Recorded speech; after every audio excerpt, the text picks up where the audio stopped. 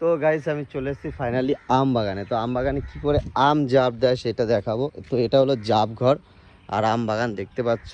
তো আজকে চলে এসেছি ভাই আম বাগানে। তো বাপ্পা কি করছো?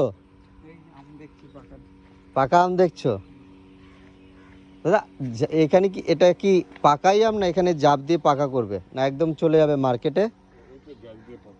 এখানে জাব দিয়ে এখন পাকা করবে। তো এগুলো কি কি আম বলে এগুলোকে? হিমসাগর আম। তো গাছ দেখতেই পাচ্ছ হিমসাগর আম পুরো গাছের থেকে কাকারা পারলো এই মাত্র আর পেরে এখন ঝাঁপ দেবে। ঠিক আছে, এইগুলো কালকের মধ্যে পেকে যাবে না 1-2 দিন লাগে? 3 দিন মানে আবার বিক্রিতে চলে যাবে, জাপ দিয়েই বিক্রি হতে চলে যাবে।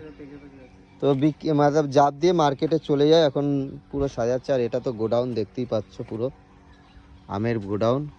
সেন্টটা খুব সুন্দর। ঠিক আছে, তো দেখতেই পাচ্ছ খুবই সুন্দর পুরো জাপে দেওয়া আছে আম। তো দেখতেই পাচ্ছ গাইস। তো যারা যারা আম মতলব গাছ পাকা আম খেতে চাও তারা এখানে চলে আসো। ভাই এখানে অ্যাড্রেসটা কি আছে? হ্যাঁ, বোলাগড়। যারা আম নিতে চাও, বিজনেস করতে চাও, তো ডাইরেক্ট এসেও নিতে পারো, তাই তো? ডাইরেক্ট এসেও এখান থেকে এসে নিতে পারো ভোলাগড়ে এসে। তো বেশি দূর না, বারাসাতের থেকে ওই ভিতর থেকে ঢুকতে হবে। বারাসাত থেকে কোন জায়গাতে ঢুকতে হবে ওইটা?